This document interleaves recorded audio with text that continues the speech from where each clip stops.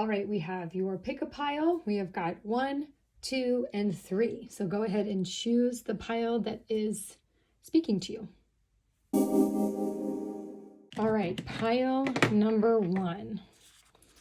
For the first kind of overall message of your reading, we have, when I make joy a priority, brilliant ideas will come naturally, support will surround me, and movements will form. I love that. That's beautiful. All right, so the first card we have, Garden of Venus, rest and renewal.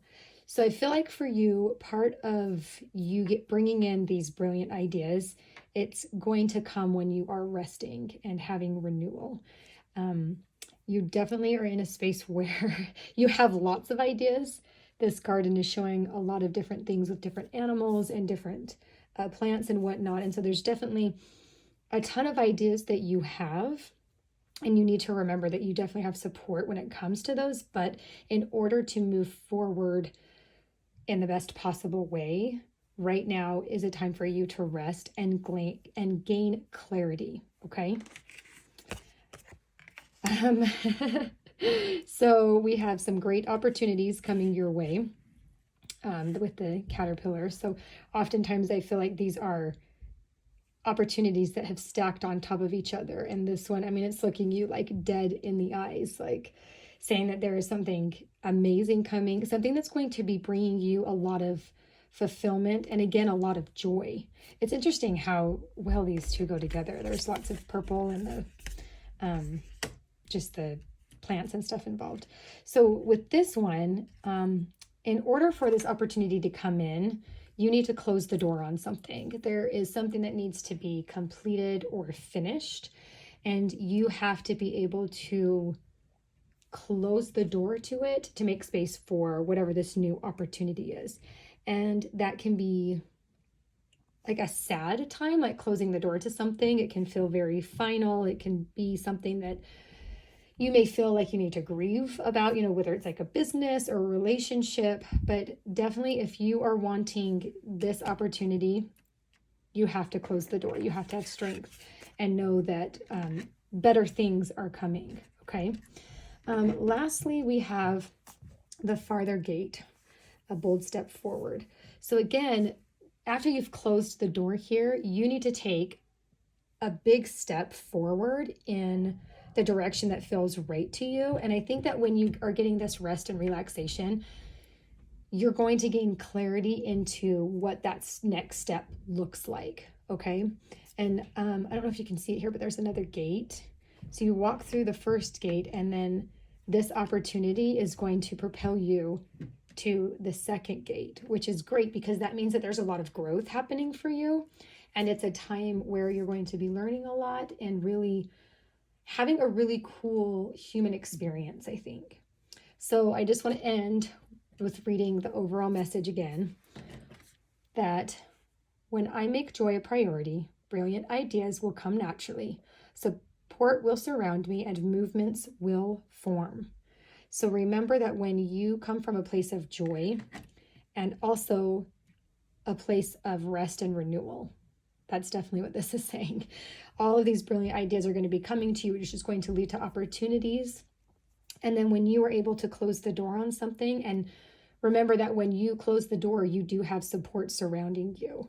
And then when you take that bold step forward, you are going to have that support that's going to move you forward in the right direction. Okay. It feels very promising. It feels very hopeful and pretty energetic. So way to go, pile 1. Okay, pile 2. What is in store for you? Well, first off, we have, when I introduce joy to a situation, I change the vibrational frequency of what's happening around me. That's funny because pile number 1 had joy as well. Definitely this is a time to be finding the things that bring you joy, whether that is in your work, in projects, in your hobbies, the people around you. Remember that when you do things from a place of joy, you heighten your vibration. And when you heighten your vibration, good things happen. The universe brings you good things.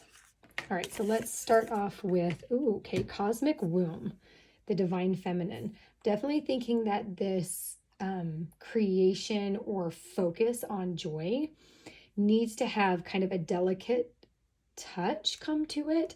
There needs to be some nurturing that takes place when you're discovering what truly brings you joy, okay?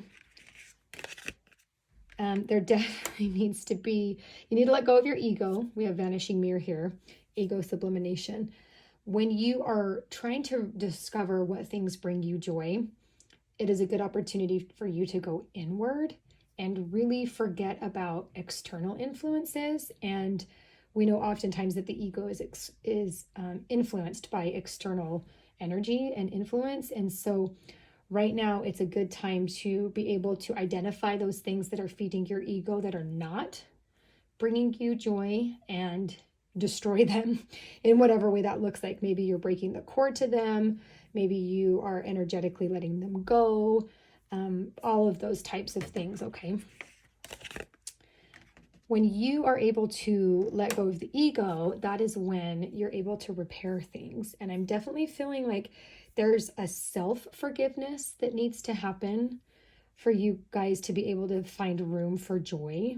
And so whatever that looks like, it seems like maybe there was a project that you're feeling you maybe didn't do your best on, or a situation with a person, or just a situation in general, maybe like within your community or something. There was some situation that you don't feel good about, that maybe you didn't put your, best foot forward, or maybe you didn't give it, 100%, but you need to kind of forgive yourself for that, because we all have things that are going on in our life that make it difficult to give all of ourselves, right? There's just so many things, and it's okay if we came to the table maybe at only 80% or 50%. Like, there's nothing wrong with that, as long as you showed up authentically.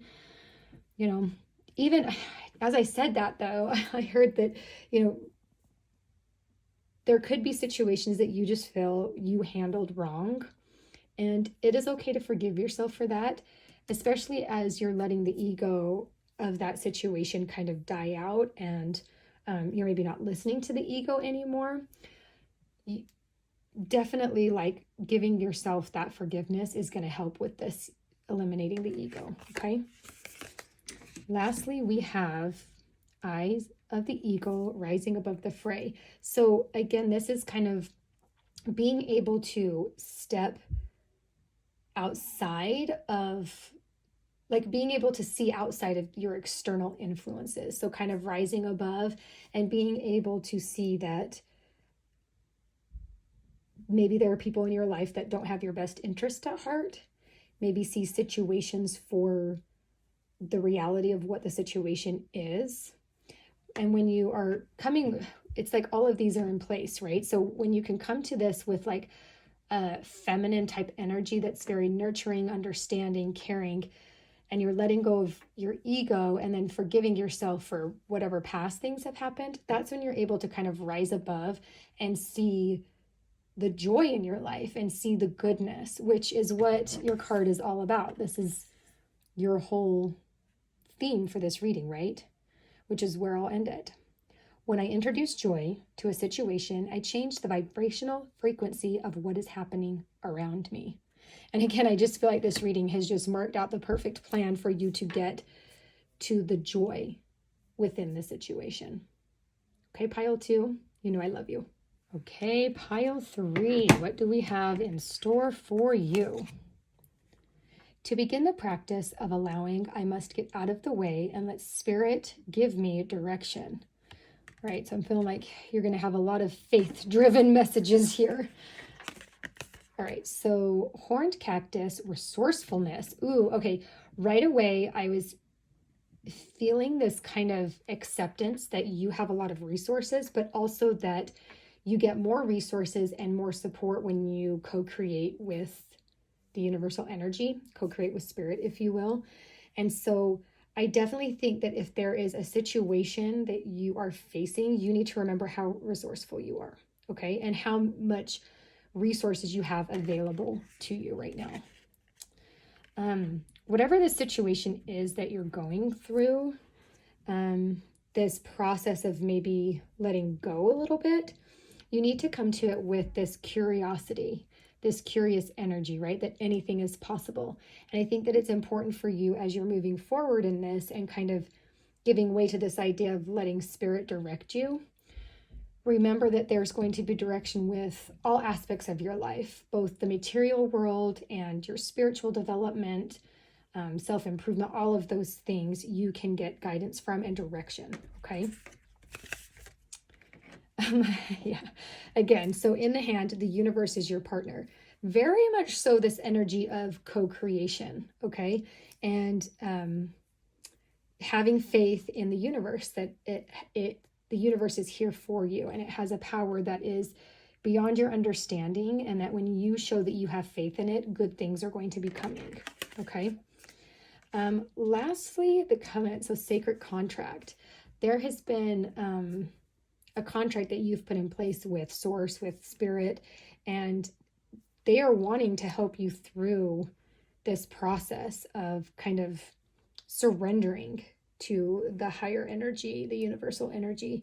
And clear as day here, it's a contract that you have made with yourself and with the universe. And so I think when you're feeling this pressure to need to let go of certain things, have faith that you signed a sacred contract with the understanding that Spirit is going to give you direction and give you the support that you need. They're always going to be holding and supporting your efforts and your energy.